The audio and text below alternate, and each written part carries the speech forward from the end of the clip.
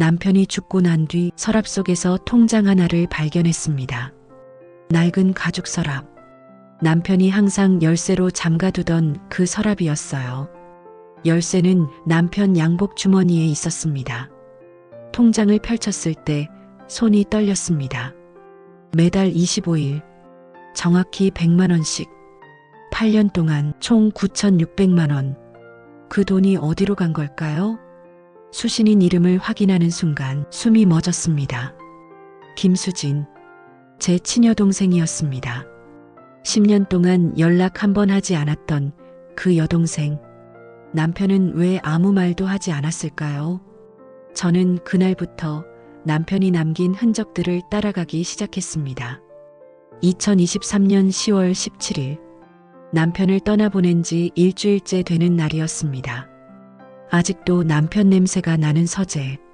책상 위에는 남편이 마지막으로 읽던 신문이 펼쳐져 있었고 커피잔에는 반쯤 마신 커피가 식어 있었어요. 54세, 심장마비였습니다. 아침 7시 출근 준비를 하다가 쓰러졌습니다.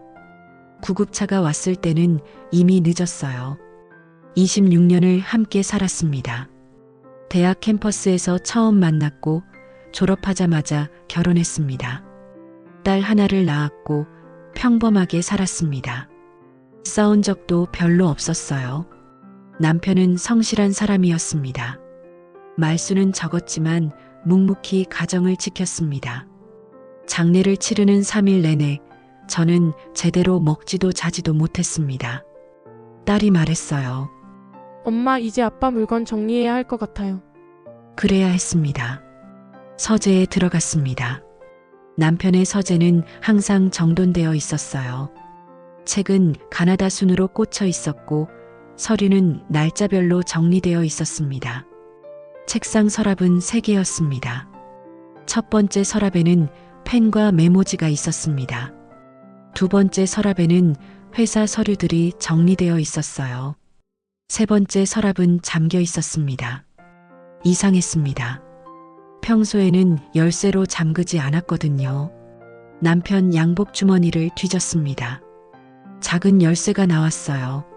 서랍에 맞춰 돌렸습니다.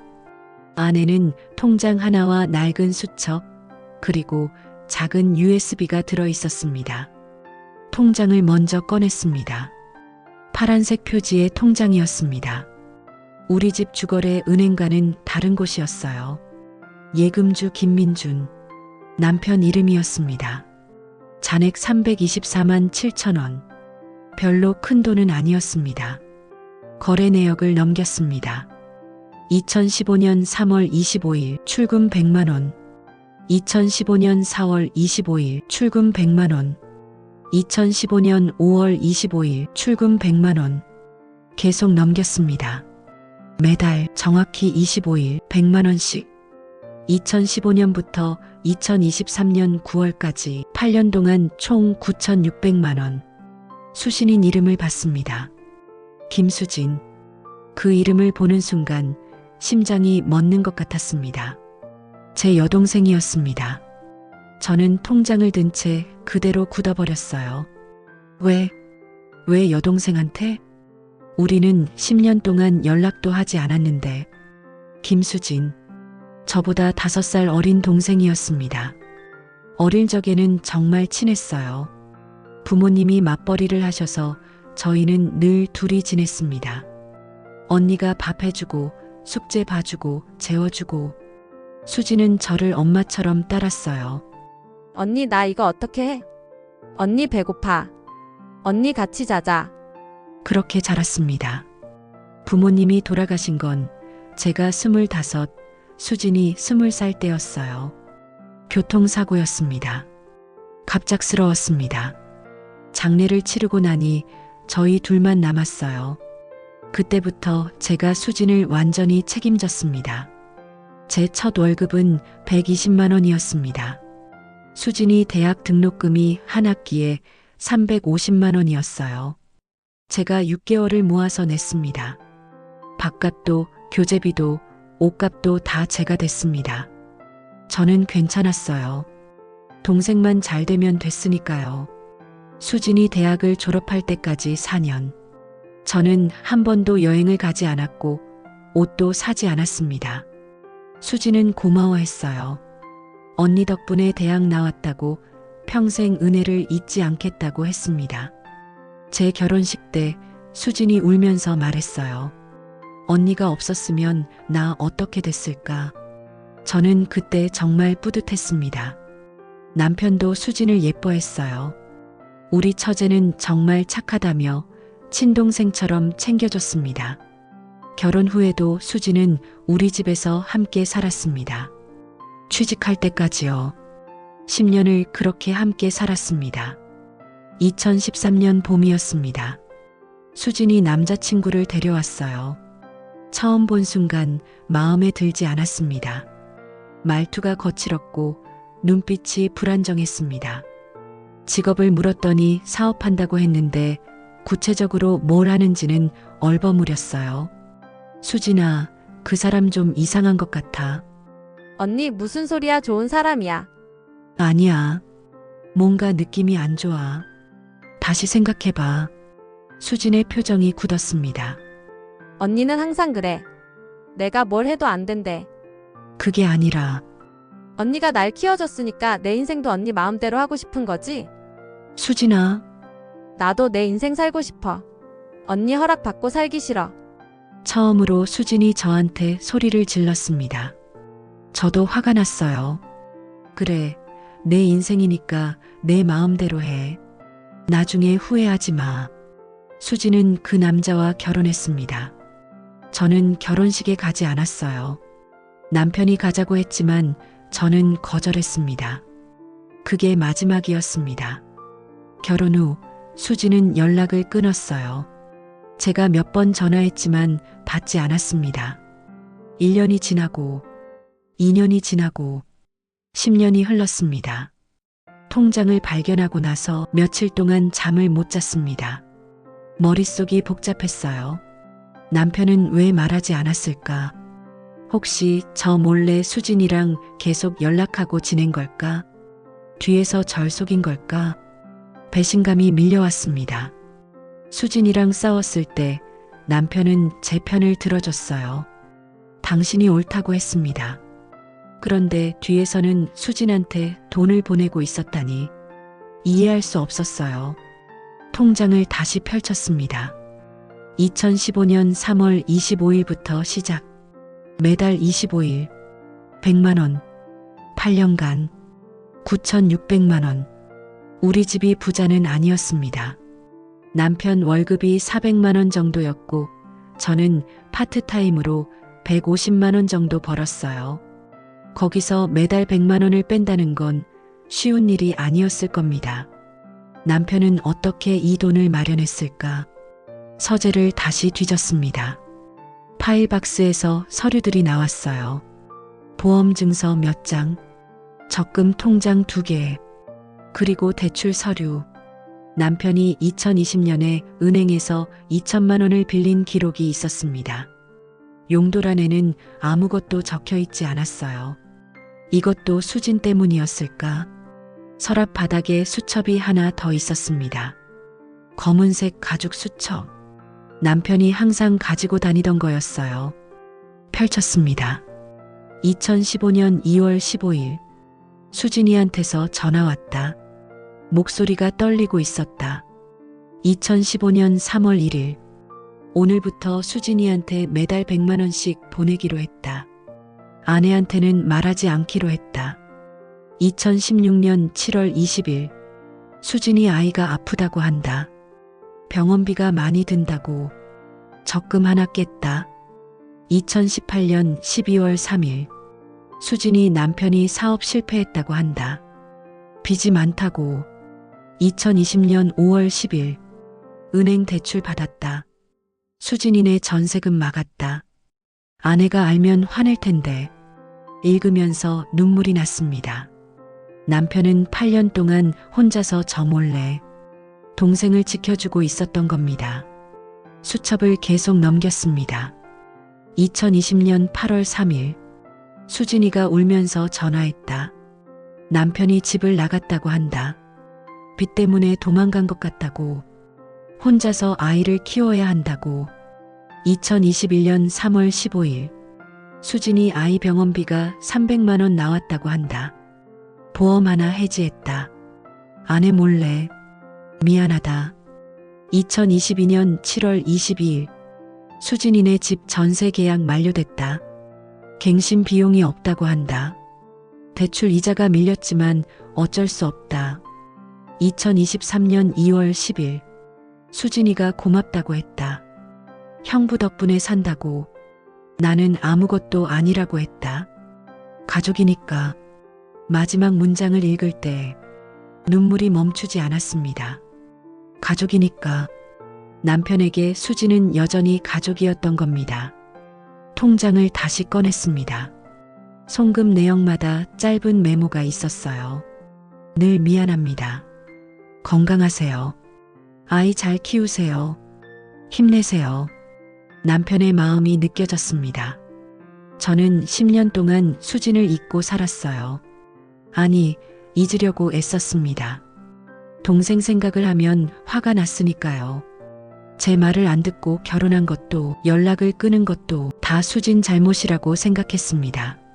하지만 남편은 달랐어요. 수진을 원망하지 않았습니다.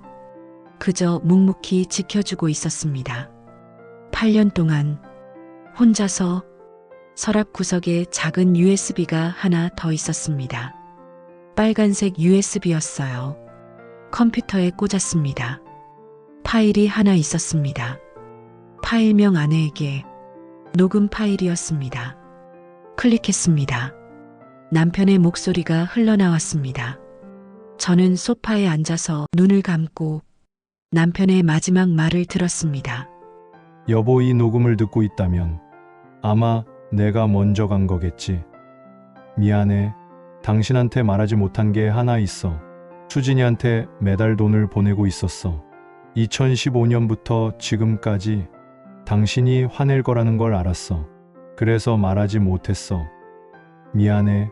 2015년 2월 어느 날 수진이한테서 전화가 왔어. 울고 있었어. 목소리가 떨리고 있었어. 남편한테 맞고 있다고 했어. 매일 술 먹고 들어와서 때린다고. 아이도 무서워한다고. 병원에 가야 하는데 돈이 없다고. 그렇게 말했어. 나한테 부탁했어. 언니한테는 말하지 말아달라고. 언니가 걱정할까봐. 언니가 자기 때문에 괴로워할까봐. 그냥 형부한테만 부탁한다고. 나는 그 말을 듣고 가만히 있을 수가 없었어. 수진이는 당신 동생이잖아. 당신이 평생 키운 동생이잖아. 내가 대신 돌봐주고 싶었어. 당신한테 말하면 당신이 더 괴로워할 것 같았어. 수진이랑 싸웠던 일, 10년 동안 연락 못한 일, 그걸 후회하게 만들고 싶지 않았어. 그래서 혼자 결정했어. 매달 100만 원씩 보내기로. 수진이는 정말 고마워했어. 형부 덕분에 산다고 했어. 나는 그 말이 기뻤어. 8년 동안 보냈어. 아이 병원비도 됐고 전세금도 막아줬고 생활비도 보냈어. 쉽지는 않았어. 적금도 깨고 보험도 해지하고 대출도 받았어. 당신한테 미안했어. 하지만 수진이를 그냥 둘 수 없었어. 여보, 이제 내가 없으니까 수진이한테 연락해봐. 10년이면 충분히 긴 시간이야. 이제는 화해할 때가 된 것 같아. 수진이도 당신을 그리워하고 있을 거야. 가족은 결국 가족이니까. 미안해. 그리고 사랑해. 녹음이 끝났습니다. 저는 한참을 울었습니다. 소파에 앉은 채로 한참을. 다음 날 아침 핸드폰을 꺼냈습니다. 연락처를 열었어요. 기억부터 시작해서 키읔까지 내려갔습니다. 김수진. 10년 동안 지우지 못한 이름이었습니다. 몇 번이나 지우려고 했어요. 하지만 손가락이 움직이지 않았습니다. 이제는 알 것 같았어요. 왜 지우지 못했는지. 가족이니까. 전화를 걸었습니다. 신호음이 길게 울렸습니다. 3번, 4번, 5번. 받지 않으면 어쩌지. 그때 연결됐습니다. 여보세요? 동생의 목소리였습니다. 10년 만에 듣는 목소리. 많이 변해 있었어요. 쉰 목소리였습니다. 수진아, 나야. 침묵이 흘렀습니다. 긴 침묵이었어요. 그리고 들렸습니다. 흐느끼는 소리가. 언니. 수진이가 울고 있었습니다. 나도 울었어요. 수진아, 만나자. 동생은 한참을 울다가 주소를 보내왔습니다. 다음 날 오후 2시에 만나기로 했습니다. 약속 장소는 서울 외곽의 낡은 빌라였습니다. 2층이었어요. 계단을 올라가는데 다리가 떨렸습니다. 10년 만에 보는 동생. 어떤 모습일까? 초인종을 눌렀습니다. 문이 열렸습니다. 수진이가 서 있었어요. 많이 늙어 있었습니다. 40살밖에 안 됐는데 50대처럼 보였어요. 머리에는 반백이 섞여 있었고 얼굴에는 깊은 주름이 파여 있었습니다. 손은 거칠었고 눈가는 처져 있었어요. 언니, 수진이가 울먹였습니다. 나도 눈물이 났어요. 그 자리에서 얼싸안고 울었습니다. 한참을 두 자매가 10년 만에 집 안으로 들어갔습니다. 좁은 원룸이었어요. 10평도 안 되는 것 같았습니다. 부엌과 거실이 함께 있었고 방은 하나뿐이었습니다. 침대 위에 아이가 누워 있었어요. 10살쯤 돼 보이는 여자아이였습니다. 수진이가 말했어요. 지아예요. 제 조카였습니다. 처음 보는 조카. 아이는 얼굴이 창백했고 몸이 말랐어요. 희귀병이 있다고 했습니다. 선천성 심장병이라고 했어요. 수술을 해야 하는데 비용이 5천만 원이라고 했습니다. 아직 2천만 원밖에 모으지 못했다고 했습니다. 소파에 앉았습니다. 수진이가 차를 내왔어요. 떨리는 손으로 찻잔을 건넸습니다. 이야기를 들었습니다. 결혼 후 남편은 사업을 한다며 돈을 끌어다 썼다고 했어요. 실패했고 빚만 남았다고 했습니다. 술을 마시기 시작했고 수진이를 때렸다고 했어요. 아이가 태어나고도 달라지지 않았다고 했습니다. 3년 전 남편은 빚쟁이들을 피해 도망갔다고 했어요. 그 후로 연락이 없다고 했습니다. 수진이는 혼자서 아이를 키웠어요. 식당에서 일했고 새벽에는 청소일도 했다고 했습니다. 그래도 돈이 부족했다고 했어요. 그때 형부가 손을 내밀어줬다고 했습니다. 형부 덕분에 살았어요. 수진이가 울먹였습니다. 매달 100만 원, 8년 동안 그 돈으로 집세 내고 밥 먹고 병원비 냈어요. 형부한테 너무 미안했어요. 언니한테 말하고 싶었지만 자존심이 상했어요. 제가 언니 말을 안 듣고 결혼했잖아요. 언니가 옳았어요. 제가 바보였어요. 그런데 형부가 돌아가셨다는 소식을 들었어요. 장례식장 부고를 인터넷으로 봤어요. 가고 싶었지만 갈 수가 없었어요. 이제 어떻게 살아야 할지 모르겠어요. 수진이가 고개를 숙이고 울었습니다. 저는 동생을 안아줬어요. 괜찮아. 이제 내가 있어. 형부가 못다한 일 내가 이어갈게. 더 이상 혼자가 아니야. 그날부터 저는 동생을 도왔습니다. 남편이 남긴 보험금이 1억 원이었어요. 그 돈으로 수진이네 전세금을 마련해줬습니다. 더 넓은 집으로 이사했어요. 지아 수술비도 냈습니다. 수술은 성공적이었어요. 지아는 건강을 되찾았습니다. 이제 학교도 다니고 친구들과도 잘 어울린다고 했어요. 수진이는 많이 밝아졌습니다. 얼굴에 웃음이 돌아왔어요. 매주 만나서 밥을 먹습니다.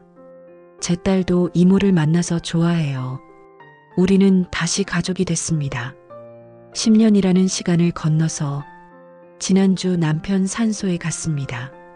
수진이도 함께 갔어요. 지아도 데려갔습니다. 수진이가 묘비 앞에서 절을 했어요. 형부 고맙습니다. 형부 덕분에 살았어요. 평생 잊지 않을게요. 저도 말했습니다.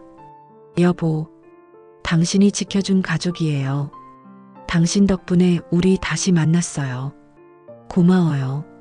사랑해요. 바람이 불었습니다. 따뜻한 바람이었어요. 남편이 미소 짓고 있는 것 같았습니다.